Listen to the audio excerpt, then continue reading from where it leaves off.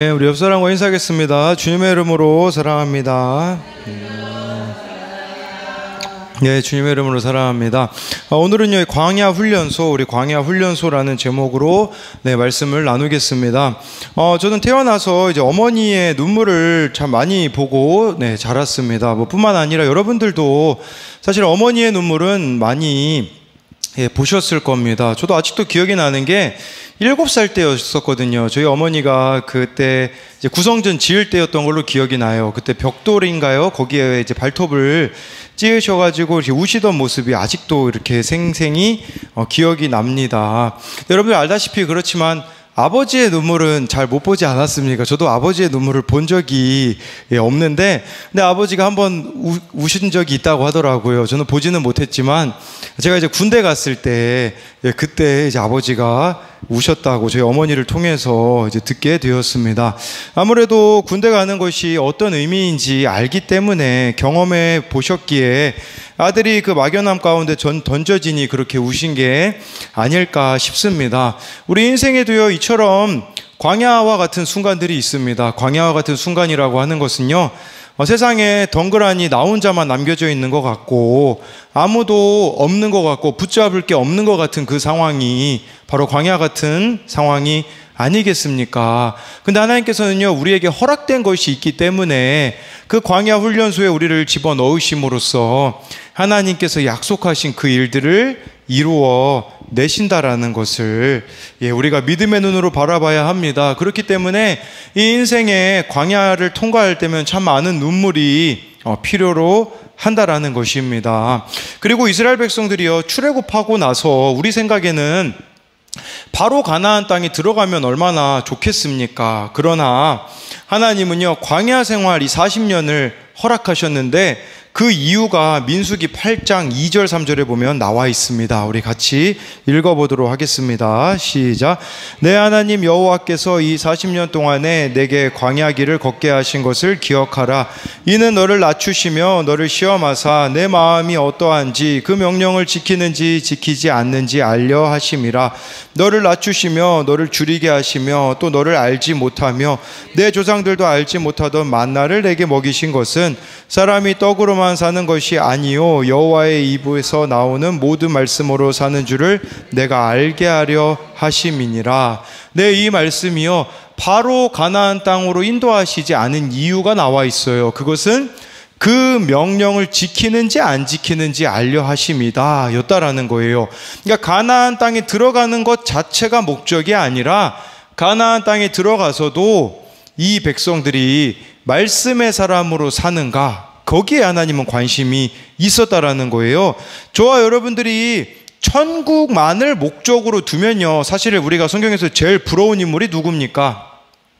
우평강도 아니겠습니까? 우평강도 딱 죽기 전에 예수님 믿어가지고 천국 간 사람을 부러워하는 사람들이 있어요. 근데 그 사람들은 너무 모르는 거죠. 사실 천국에 들어가는 것보다도 이 땅에서 천국에 들어가는 그 백성답게 사는 거, 말씀의 사람으로 우리가 살아가는 것을 하나님이 원하시기 때문에, 만약에 천국 자체가 목적이면요, 저와 여러분들이 예수님 믿으면 바로 그냥 천국으로 인도하시겠죠. 그러나 그것이 아니라 우리가 예수님을 믿지만 여전히 힘든 일들도 존재하고 여전히 힘든 일상이 존재하는 이유는 말씀의 사람으로 그 명령을 지키는지 안 지키는지 하나님이 보고 계시고, 저와 여러분들이 3절 말씀처럼요, 여호와의 입에서 나오는 모든 말씀으로 살아가는 것, 이것을 하나님이 우리에게 원하신다라는 것이죠. 그러나 이 과정을 건너뛴다면 가나안 땅에 그냥 바로 들어간다라는 것은 어떤 의미가 있겠습니까?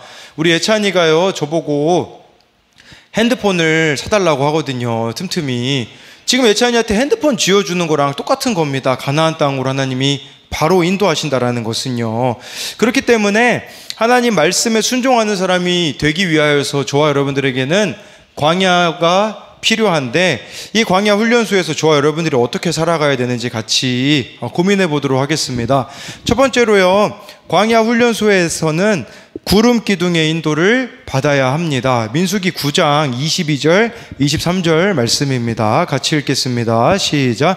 이틀이든지 한 달이든지 1년이든지 구름이 성막 위에 머물러 있을 동안에는 이스라엘 자손이 진영에 머물고 행진하지 아니하다가 떠오르면 행진하였으니 곧 그들이 여호와의 명령을 따라 진을 치며 여호와의 명령을 따라 행진하고 또 모세를 통하여 이르신 여호와의 명령을 따라 여호와의 직임을 지켰더라.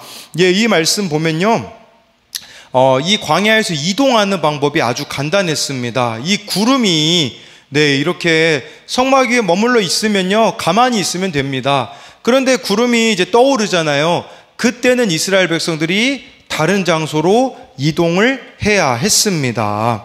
예, 그렇지만 우리들에게 좀 제일 답답하고 이게 너무 단순해 보이는 명령이긴 하죠.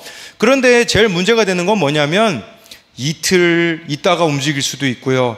1년, 한 달 있다가 움직일 수도 있고요. 1년 있다가 움직일 수 있다라는 거예요. 이게 가장 쉬운 명령이긴 하지만 반대로 보면요, 가장 어려운 명령일 수 있습니다. 왜 그런 줄 아십니까? 내가 옳다고 생각하면 이 명령은 너무 어려운 겁니다. 나는 여기 일주일 있어야 될 것 같은데, 그러면서 순종 안 해버리면, 또 여기 하나님은 1년 머물기를 원하시는데 내 생각엔 여기 1년 정도 있을 곳이 아닌데 라고 생각해 버리게 되어진다면 결국은 하나님의 뜻이 이룰 수가 없는 거겠죠. 요즘 젊은 세대들이 그렇잖아요. 직장에 대해서도요, 조금만 마음에 안 들면 그냥 바로 이렇게 나와버리는, 어찌 보면은 거기서 하나님이 허락하신 것들이 있는데 내 생각을 내려놓고 여기서 하나님께서 나에게 명령하신 것이 있기 때문에 내가 여기를 지켜야겠다라는 생각을 가져야 되는데, 그런 거 없이 그냥 자기가 기준이 되어져 버리니 이거 내 상황하고 안 맞는데, 내 환경하고 안 맞는데, 나는 이런 대접 받을 사람이 아닌데, 이런 생각으로 구름 기둥의 인도를 우리가 안 받으려고 하는 것이 문제라는 것이라고 할 수가 있는 거죠. 저는 이걸 묵상하는데 떠오르는 게 있더라고요. 그것은 제가 군대 생활이었어요. 저는 원래 이 카투샤라는 곳에 지원하고 싶었습니다. 카투샤는 쉽게 말하면 편하게 군 생활을 할 수 있습니다. 거기는 2인 1실을 쓰고요. 그리고 미군 부대에서 근무를 하니 그렇게 주말마다 나올 수 있어요. 이게 엄청난 보장인 것이죠. 그래서 이거를 제가 이제 필리핀에서 생활하다가 방학 때 와서 시험 준비를 했습니다. 토익이라는 시험을 준비했는데 점수도 어느 정도 잘 나왔습니다. 잘 나왔는데 이제 지원을 했어요. 근데 떨어졌습니다. 근데 왜 떨어졌냐? 이 토익 성적표를 제출을 안 해가지고 떨어진 거예요. 점수가 있었으나 제출을 안 했을 때. 이게 하나님의 구름 기둥이었던 거죠. 저는 카투샤를 가면 안 되는 거였던 거예요. 근데 이게 인정이 안 되니까 제가 어떻게 됐을까요? 부모님을 막 원망하는 거예요. 왜 이 토익 성적표를 안 보냈냐라는 그 원망이 제 안에 있는 거죠. 제가 이제 논산훈련소에 입대를 했는데요, 논산훈련소에서도 저보고 조교할 생각이 없냐라고 이렇게 묻더라고요. 지원했으면 바로 조교가 됐겠죠. 근데 안 하겠다고 했습니다. 왜 그런 줄 아십니까? 불편해 보이거든요. 어려워 보이거든요. 근데 제가 나중에 돌아보니까 제일 군생활에서 후회가 되는 게 뭐냐면, 그때 논산훈련소 조교했으면 정말 많은 사람들을 만났을 텐데, 복음 전하기에 너무 좋은 위치였을 텐데 싶었던 거죠. 그런데 이거는 나에게 맞지 않는 상황이라고, 그냥 내가 편한 것만 추구하다 보니까 구름 기둥의 인도를 따르지 못하는 게 너무 많더라고요.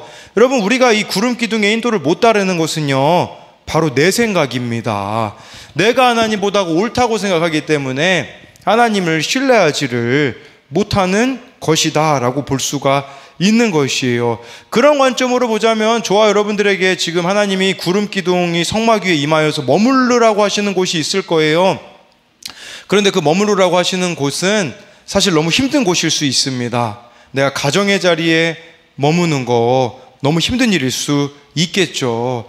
이 상황, 이 환경, 나에게는 피해버리고 싶은 곳일 수 있어요. 그런데요, 많은 사람들이 능력이 되면 그거 돈으로 피하려고 하거든요. 그렇지만 기억하셔야 되는 것은요, 하나님은요, 속지 않으시는 분입니다. 거기 머물라고 하시는 것은 하나님이 지금 내 안에서 연단하시고자 하는 것이 있는데, 우리가 그거를 돈으로 피하고 능력으로 피하고 세상 그 어떤 방법으로 피하잖아요. 반드시 다시 직면하게 될 날이 오기 때문에 구름 기둥의 인도를 따르셔야 돼요. 여기에 하나님이 머무르라고 하시는 것은 이유가 있다라고 하면서 자기를 부인함으로써 이 구름 기둥의 인도를 저와 여러분들이 받아야 한다라는 것이에요. 그래서 이것에 대한 적용으로는요, 내가 지금 머물러 있어야 하는 곳은 어디입니까? 그곳에 머물러 있기 싫어서 능력으로 피하려고 하지는 않습니까? 저와 여러분들이 머물러 있어야 되는 그 자리가 어디인지를 묻고 있는 것입니다. 두 번째로는요, 광야 훈련소에서는 나팔 소리를 들어야 합니다. 민수기 10장 8절 말씀 같이 읽어보겠습니다. 시작. 그 나팔은 아론의 자손인 제사장들이 불지니 이는 너희 대대의 영원한 율례니라. 네, 구름 기둥 같은 경우는요, 가고 서는 것만 알 수 있지 않습니까? 그래서 하나님께서 나팔을 또 이렇게 불게 하세요. 그래서 나팔 소리에 따라서 이제 어떻게 해야 되는지 또 가르쳐 주시거든요. 그런데 그 나팔은 누구만 불 수 있냐? 제사장들만 불 수 있다라고 말씀해 주고 있어요. 예, 민수기 10장 2절에 보면 나팔이 몇 개였냐면 은나팔 2개였습니다. 왜 은나팔이 2개였을까요? 제사장이 그 당시에 2명밖에 없었거든요. 왜냐하면 아론의 아들이 4명인데 2명이 죽었기 때문에 2명밖에 없기 때문에 은나팔이 2이었어요. 역대하 5장 12절을 같이 읽어볼게요. 시작. 노래하는 레위 사람 아삭과 헤만과 여두둔과 그의 아들들과 형제들이 다 세마포를 입고 제단 동쪽에 서서 재금과 비파와 수금을 잡고 또 나팔 부는 제사장 120명이 함께 서 있다가, 이때 나팔이 120개였습니다. 왜 그러냐면 제사장의 수가 120명이었기 때문입니다. 그렇다면 이 나팔은 제사장들의 숫자에 맞게 제사장들만 불 수가 있었다라는 거죠. 그런데 이 제사장이 지금은 누구입니까? 베드로전서 2장 9절을 읽어보겠습니다. 시작. 그러나 너희는 택하신 족속이요 왕 같은 제사장들이요 거룩한 나라요 그의 소유가 된 백성이니 이는 너희를 어두운 데서 불러내어 그의 기이한 빛에 들어가게 하신 이의 아름다운 덕을 선포하게 하려 하심이라. 저와 여러분들이 왕 같은 제사장이에요. 그렇기 때문에 이 아름다운 덕인 복음을 전하는 게 나팔을 부는 것이라고 할 수가 있습니다. 이 나팔을 잘 불기 위해서 먼저 우리에게 필요한 것이 무엇이겠습니까? 요한계시록에는요, 하나님의 음성을 나팔 소리같이 요한이 크게 들었다라고 하는 것은, 저와 여러분들이 나팔을 잘 불기 위해서 필요한 것은 예배의 자리를 사수하시는 겁니다. 말씀의 자리를 사수하셔야 돼요. 그런데 우리 모두가 다 제사장들인데 문제는 인생에 갑자기 급작스러운 문제들이 생기잖아요. 어떻게 하는 줄 아십니까? 말씀의 자리, 나팔 소리가 들리는 자리를 다 회피해버려요. 그러다 보니까 나오던 예배의 자리도 안 나오게 되어지고 구역 모임에는 당연히 나아가지 않게 되어지는 것이겠죠. 그렇게 되어지면요, 삥 둘러서 돌아가는 길이라는 것을 저와 여러분들이 아셔야 합니다. 힘들더라도 나팔 소리가 들려지는 자리로 나아가야 한다라는 것이겠죠. 그래서 어제 큐티 묵상 간증에 그런 내용이 나와요. 어느 분이요, 의사인데 돈이 많다 보니까요 2집 살림을 차렸다고 합니다. 10년 동안이요. 대단하죠. 10년이나 그러다가 아내한테 걸린 거죠. 아내가 뭐라고 한 줄 아십니까? 당연히 이혼해야 마땅한 거 아니겠습니까? 아내가 이렇게 이야기합니다.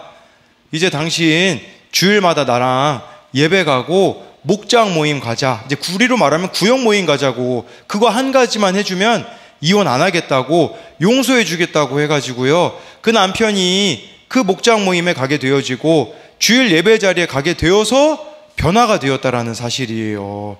이게 바로 나팔 소리가 들리는 것이에요. 그렇기 때문에 저와 여러분들이 이 나팔 소리가 들려지는 자리를 사수해야 된다라는 것은 당연한 것이 아니겠습니까?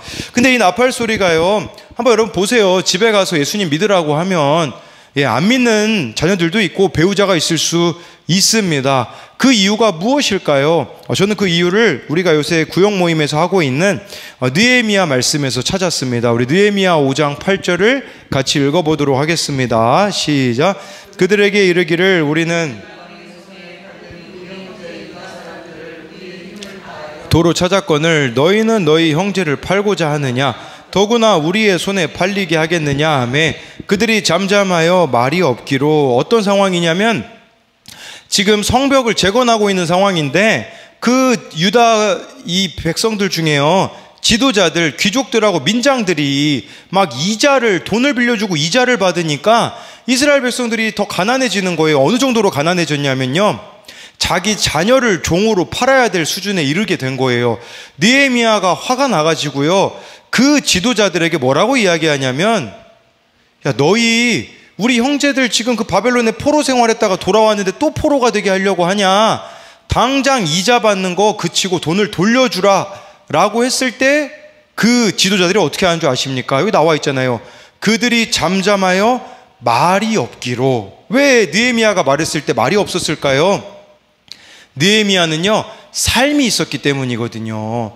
그 뒤에 본문에 보면 어떤 내용이 나오냐면, 다른 총독들은요 막 백성들로부터 돈 착취했습니다. 느헤미야는요 12년 동안이나 총독으로 있었으면서 하나도 백성들에게 착취를 하지 않았어요. 이자를 받은 적이 없는 거예요. 그러니까 느헤미야가 말하니까 들을 수밖에 없는 거죠. 우리가요, 예수님 믿으라고 막 큰 소리로 나팔 분다는 게 큰 소리로 말하는 게 아니에요. 막 협박적으로 이야기하라는 게 아니에요. 세상에서는요, 목소리 큰 사람이 이긴다고 하잖아요. 목소리가 커서 이기라는 말이 아닙니다. 나팔 소리를 크게 불라는 것은요, 삶이 커야 된다라는 뜻이에요. 그러니까 내 자녀에게, 내 배우자에게 말씀대로 살아가는 그 삶의 모습이 크면요, 그 사람들은 언젠가 돌아올 수밖에 없어요. 근데 문제는 뭐냐면 삶이 커야 되는데 목소리만 큰 거예요. 목소리만 커가지고 왜 내 뜻대로 안 하냐, 왜 그러냐라고 외쳐대니 변화가 되겠습니까? 아니에요. 삶이 크면요, 작게 말해도 들을 수밖에 없는 거예요. 내 정말 부모님이 정말 이렇게 예수님 믿으려고 몸부림치는데, 말씀대로 살려고 몸부림치는 걸 내가 아는데 하는 거죠. 여러분, 기억해야 되는 것은요, 자녀들은요, 가족의 구성원들은요, 내 삶을 알고 있습니다. 그래서 안 속습니다. 하나님도 안 속지만 가족도 안 속아요. 제가 한 가지 예를 들어볼까요? 제가 월요일 날이었나요? 너무 피곤해가지고 일찍 잠자리에 들었거든요. 주일 밤이었네요. 그런데 전화가 오는 거예요. 예찬이 한결이랑 제가 누워 있었거든요. 너무 졸리니까 전화를, 예찬이가 막 받으래요, 저보고. 그래서 아빠 너무 피곤하다, 안 받겠다 그랬더니 예찬이가 저한테 뭐라고 하는 줄 아세요? 이렇게 얘기하더라고요. 아빠 목사잖아, 받아야 돼, 이러더라고요. 8살짜리도 알고 있어요, 목사가 어떻게 살아야 될지. 그래서 예찬이 말에 찔려가지고 전화를 받았거든요. 그래서 이제 밤에 오는 전화 받기로 했습니다. 이겁니다. 8살짜리 옆에 있던 한결이가 또 그래요. 아빠 목사잖아, 막 이렇게 이제 알지도 못하면서 5살짜리가 지 형이 얘기했다고 똑같이 얘기하더라고요. 8살, 5살도 알고 있어요. 목사라면 어떻게 살아야 되는지. 마찬가지인 거죠. 여러분들 가족 구성원들 다 알고 있습니다. 그리스도인이라면 어떻게 내가 살아야 되는지를 알고 있다라는 것이겠죠. 네, 제가 이것은 구역장 모임에서도 나눈 내용인데, 지금은 주님 품에 계신 옥하는 목사님은 평생 골프를 치지 않으셨습니다. 교회에서 막 장로님들이 목사님 건강에 좋아지는 거니까 골프 좀 치십시오 라고 했을 때 절대 안 쳤다고 해요. 또 목사님이 건강이 계속 악화되어지자 목사님이 그 어머니와 또 아들이 3명이었는데 집이 되게 좁았다고 해요. 그러다 보니까 건강도 안 좋으니까 장로님들이 목사님 교회에서 저기 타워 팰리스로 이사를 시켜드릴 테니까 그곳으로 가시라고, 가서 운동도 하시고 마음이 목사님 좀 편하셨으면 좋겠다고 했다고 해요. 옥하는 목사님은 어떻게 했을까요? 거절하셨다고 합니다. 왜 거절하셨냐면요, 한 가지 이유 때문이었다고 해요. 만약에 성도 한 명이 내가 골프 치는 것 때문에 내가 타워팰리스 사는 것 때문에 실족하게 된다면 그러면 안 되기 때문에 절대 그럴 수 없다고 하셨다고 해요. 제가 그 제자 오카넴이라는 그 오카넴 목사님 다큐멘터리를 봤는데, 오카넴 목사님이 건강이 안 좋으시니까 운전해 주시던 그 운전기사 집사님이 인터뷰가 나와요. 가장 가깝게 목사님하고 함께 하는 거잖아요. 매일 함께 하시는 분 아니겠습니까? 그런데요, 그 집사님이 인터뷰에서 이런 이야기를 해요. 오카넴 목사님의 삶이 거슬려 가지고 설교에 은혜를 받지 못한 적은 없습니다라고 했어요. 이게 엄청나다라는 생각이 들더라고요. 얼마나 오카넴 목사님이 설교를 잘했느냐를 말하는 게 아니라 가장 가까이에 있는 그 운전기사인 집사님이 오카넴 목사님의 삶이 걸림돌이 된 적이 없다라고 말씀하시는데, 이게 나팔 소리 같이 큰 음성, 주님의 말씀을 전하는 자의 모습이어야 되구나라는 생각을 하게 되어지더라고요. 저와 여러분들이 삶이 큰 사람이 되셔야 합니다. 목소리가 큰 사람이 돼서는 절대로 변화시킬 수 없어요. 삶이 큰 사람이 되면요, 개미만한 목소리로 말해도요 들을 수밖에 없게 되어지는 것이겠죠. 어느 집사님이 자녀에게 최근에 이런 말을 들었다고 해요. 가정을 지켜줘서 고맙다고, 엄마 가정을 지켜줘서 고마워요 라고 이 아이가 이야기를 했다고 해요. 엄마로서 그 이야기를 듣는데 얼마나 기뻤겠습니까? 그리고 이 아이에게 어머니가 이제 편지를 써준 것이 있는데, 그 편지 내용에요, 무슨 일이 있어도 신앙생활을 그곳에서도 열심히 하기를 바란다 라고 이렇게 편지를 썼는데, 그 편지를 이 아이가 자기 집에 붙여놓은 거예요. 방에다가 붙여놨는데 그 편지를 볼 때마다 찔려가지고요 교회를 갈 수밖에 없대요. 그래서 수요 예배도 드리고요, 금요 예배도 드리고 주일도 지금 빠짐없이 지키고 있다고 합니다. 그 엄마의 편지가 왜 이 아이에게 효력이 있을까요? 편지 자체엔 효력이 없어요. 그러나 엄마가 어떻게 순종하며 살려고 했던 것을 이 자녀가 알기 때문에 그 엄마의 편지가 찔림이 되는 것이겠죠. 여러분, 이게 삶이 큰 자의 모습이 아니겠습니까? 저와 여러분들이 이렇게 믿음으로 살아가는 이 삶의 크기가 커진다면요, 구원은요 어려운 일이 아니라는 것입니다. 그렇기 때문에 정말 저와 여러분들이 각 가정의 제사장이 되셔서 나팔을 부셔야 돼요. 말씀대로 살아난 삶의 나팔을 불어야 한다는 것입니다. 그래서 이것에 대한 적용 질문은, 살아낸 말씀에 나팔을 불고 있습니까? 아니면 말로만 나팔을 불고 있습니까? 네, 삶으로 불어내는 나팔이 저와 여러분들에게 있어야 합니다. 세 번째로는요, 광야 훈련소에서는 구원에 관심을 가져야 합니다. 오늘 우리가 읽었던 그 본문 29절부터 32절을 같이 읽도록 하겠습니다. 시작. 모세가 모세의 장인 미디안 사람 르우엘의 아들 호밥에게 이르되, 우리가 행진하나니 우리와 동행하자. 그리하면 선대하리라. 여호와께서 이스라엘에게 복을 내리리라 하셨느니라. 호밥이 그에게 이르되, 나는 가지 아니하고 내 고향 내 친족에게로 가리라. 모세가 이르되, 청하건대 우리를 떠나지 마소서. 당신은 우리가 광야에서 어떻게 진칠지를 아나니 우리의 눈이 되리이다. 우리와 동행하면 여호와께서 우리에게 복을 내리시는 대로 우리도 당신에게 행하리이다. 모세가요, 지금 하나님의 인도하심을 받고 가나안 땅을 향해서 가고 있지 않습니까? 데리고 가고 싶은 사람이 있었어요. 누구냐면 29절 30절을 보면 알 수 있듯이 처남입니다. 처남. 르우엘의 아들 호밥이라는 것은, 르우엘은 장인어른이기 때문에 호밥은 처남이라고 할 수가 있는데, 함께 우리 약속의 땅 가자. 우리로 말하면 이런 거겠죠. 함께 천국 가자. 그런 고백이라고 할 수가 있는 것이겠죠. 그랬더니 이 처남이 거절을 해요. 30절에 보니까 나는 안 갈 거다고, 내 고향 내 친족에게 갈 거다라고 이야기를 했던 거죠. 이 정도면 포기해버리지 않겠습니까? 그런데요, 모세가 포기를 안 해요. 31절에 보니까 모세가 이르되 청하건대 우리를 떠나지 마소서 가지 말라고, 우리랑 함께 하자고 끊임없이 이야기를 해요. 그러면서 칭찬도 해요. 31절에 당신은 우리가 광야에서 어떻게 진칠지를 아나니 우리의 눈이 되리이다 라는 것은요, 당신이 광야에서 어떻게 이렇게 가야 되는지 광야 생활을 오래 했기 때문에 알지 않습니까? 당신은 우리에게 필요한 사람이기 때문에 함께 합시다 라고 이야기를 했는데, 사실 이 호밥이라는 사람 없어도요, 모세 광야에서 40년 양치기로 살지 않았습니까?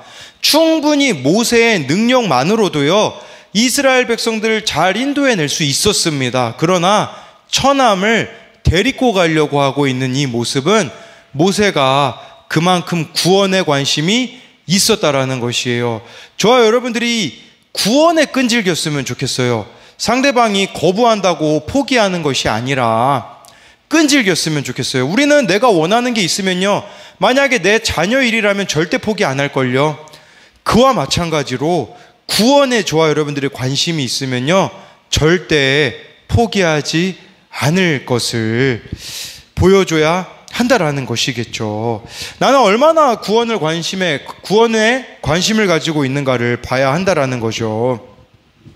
구원에 대해서는 상대방이 조금만 무시하는 것 같아 보여도 포기해버리고, 조금만 내 자존심을 상하게 하면 금세 포기해버리지 않습니까? 사사기 1장 16절 말씀을 같이 보겠습니다. 시작.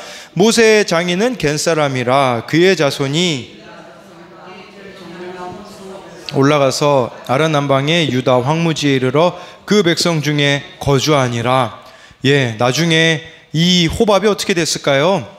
사사기에 보니까요, 약속의 땅에 같이 갔다라는 내용이에요. 누구랑 함께 했냐? 유다 자손과 함께 했다라는 것은 뭘 말해주겠습니까? 유다 자손은 믿음이 제일 큰 자손 아니었겠습니까? 그 사람들과 함께하는 믿음의 수준이 되었다라는 것이겠죠. 모세가 호밥을 포기했다면 이런 일은 절대로 이루어지지 않았을 것이에요. 저와 여러분들이 이 구원에 관심을 가지고 포기하지 않는 자들이 되었으면 좋겠어요. 언젠가라는 말을 쓰지 않으셨으면 좋겠어요. 언젠가 돌아오겠지, 막연한 기대감만 가지고 있다가 나중에 장례식장에서 후회하는 사람들이 얼마나 많이 있습니까? 그 구원의 기회를 놓치지 말고 잡아야 되는 것이 아니겠습니까? 우리 교회가 그 QTM 그 유튜브에 올라갔잖아요.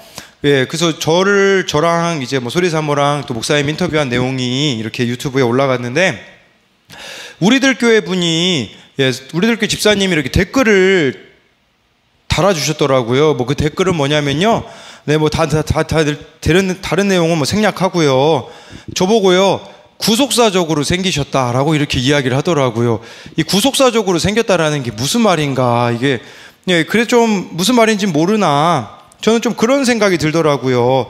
그만큼 구원에 관심을 가지게 생겼다라는 말이 아닐까라는 생각이 들었는데, 근데 제 실상을 보니까요, 아니더라고요.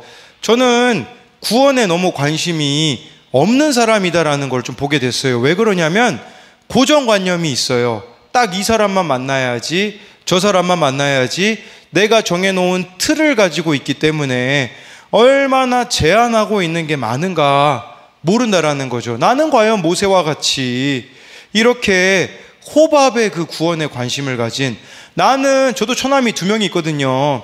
나는 저 처남들의 구원에 관심이 있는가? 보니까 모세만큼 관심이 없는 것 같고요. 다른 이에 대한 관심도 마찬가지다라는 생각을 하게 되어지더라고요. 그렇기 때문에 저와 여러분들에게 필요한 것은요, 가나안 땅에, 천국에 나만 들어가면 무슨 소용이 있겠습니까? 나만 들어가는 거였으면 내가 예수님 믿고 바로 천국 갔겠죠. 그게 아니라 왜 이 땅에서의 시간을 하나님께서 우리에게 허락하시냐면, 나와 함께하고 있는 그들과 함께 가나안 땅에 들어가라는 거예요. 모세가 이걸 알았기 때문에요. 사실 200만 명 이끌어낸 것만 해도 엄청난 일 아니겠습니까? 거기에 도취되면요, 모세가 어떻게 됐을까요? 난 200만 명이나 이끌어냈어 라고 말하면서 자아도취에 빠져서 구원에 관심이 없는 자가 되지 않았겠습니까? 그런데 이 호밥이라는 한 사람의 구원에 관심을 가지는 이 모세의 모습을 저와 여러분들이 본받아야 되는 것이 아니겠습니까? 이것에 대한 적용 질문으로는요, 내가 천국으로 인도해야 할 사람들은 누구입니까? 제가 월요일 밤에 잠이 안 와가지고 이렇게 있는데 참 신기하더라고요. 그날따라 이렇게 밤에 전화가 막 아이들에게 오는데, 어떤 고2짜리 아이에게 이렇게 전화가 왔어요. 지금 자기가 자살하고 너무 자살하고 싶은데 목사님이 생각나가지고 전화를 드렸다고, 어떻게 살아야 될지 모르겠다라고 이야기를 하더라고요. 왜 그러냐면 얘가 도박 중독에 빠졌거든요. 지금까지 어머니 아버지가 도박빚으로 갚아준 것만 해도 한 1억이 될 겁니다. 얘는 지금 또 도박을 해가지고 3천만 원을 이렇게 빚진 상태인 거죠. 뭐 신뢰가 다 깨졌죠. 부모님들에게 신뢰가 다 깨져가지고 이거 한 번만 갚아주시면 제가 도박 끊을게요 라고 말은 하지만 끊을 수가 없는 거예요. 얘가 뭐 돈을 2억 넘게 만져본 적이 있다고 하더라고요. 도박으로. 그렇게 2억 넘게 땄으니 그 성취감에 이런 마음이 있는 거죠. 이 빚, 이게 3천만 원, 4천만 원 뭐가 문제야? 한 방에 나는 딸 수 있어라는, 그게 이 아이의 인생을 피폐하게 만들어가지고요, 친구 관계 다 끊어지고 부모님에 대한 신뢰 다 잃어버리고 빚만 남은 상황인 거죠. 또 빚도요, 막 그 이자도 엄청 비싼 막 그런 데서 형들한테 돈을 빌려가지고 매일 밤 끌려가가지고 형들한테 맞는 거예요. 근데 이 아이가 무슨 인생에 소망이 있겠습니까? 근데 이 아이가 왜 그렇게 된 줄 아세요? 어렸을 때 부모님이 이혼했거든요. 이혼한 아이들은 어떤 마음을 가지고 자라는 줄 아십니까? 이런 마음을 가지고 자라요. 제가 그 이혼한 아이들, 이혼한 부모 밑에서 자란 아이들 이야기를 들어보면요, 항상 엄마나 아빠가 나를 버릴 것 같은 생각에 사로잡히는 거예요. 내가 이렇게 잘못하면 나를 엄마가 버리겠지? 아빠가 나를 버리겠지? 그 두려움에 쫓기다 보니까 도피처로 다른 중독에 빠지는 아이들이 얼마나 많은지 모른다라는 거죠. 그런데 이 아이가 저한테 그 연락이 왔으니 저에게는 어떻게 제가 나아가야 되겠습니까? 구원으로 나아가야 되겠죠. 이 아이에게 나팔 소리처럼 하나님의 말씀이 들려지기 위해서는 뭘 이야기해야 되겠습니까? 제가 말씀으로 살아낸 삶을 이야기해야 되잖아요. 그래서 이 아이한테 목사님도 그렇다, 목사님은 인정 중독이 있다, 그렇게 이야기를 하니까, 그렇게 이야기를 하면서 목사님도 작년만 해도 목사님 목사 그만하려고 했었다, 너무 힘들어가지고 실패한 사람 같아서, 망한 사람 같아서 목사님이 그만하려고 했었으나, 근데 목사님이 살아난 것은 다른 것이 아니었다라고 하면서 그 아이한테도 그렇게 이야기해 줬거든요. 너 부모님이 그렇게 인생을 살았다고 해서 너의 인생도 그렇게 되는 게 아니고 너도 달라질 수 있다라고 이야기를 하면서, 그러기 위해서는 너 솔직해야 된다. 엄마한테 자꾸 거짓말하고 있는 거거든요. 솔직하게 엄마한테 가서 3천만 원 또 빚졌다고 얘가 또 거짓말을 한 거예요. 엄마가 그래서 막 빚을 엄마가 한 번에 갚아줄 수 있었는데 그냥 엄마한테 미안하다고 해가지고 1,400만 원만 엄마한테 받고선 또 그걸로 도박으로 다 날린 거죠.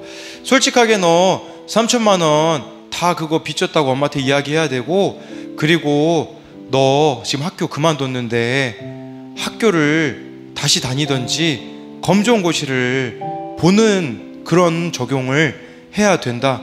그러면 내가 봤을 때 너희 엄마가 너를 다시 믿어줄 거다. 그리고 나도 너희 엄마 만나러 가겠다라고 이야기를 해줬거든요. 그 아이 어머니 찾아가야 되지 않겠습니까? 제가 찾아가가지고 어떻게 해서든지 이 아이를 또 변화시켜 가야 되는 것이 아니겠습니까?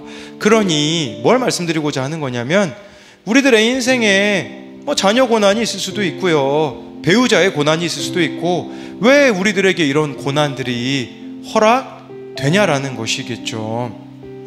구원에 관심을 가지라는 거예요. 우리는요, 너무 이기적인 사람들이라 구원에는 관심을 안 갖는 사람들이거든요. 나만 잘 먹고 잘 살면 끝이라고 생각을 하는 사람들이기 때문에 이 고난과 같은 사건들을 우리들에게 하나님께서 허락해 주심으로써 구원에 관심을 가지라고 하나님 앞에 나아오라고 주시는 사건들이 아니겠습니까?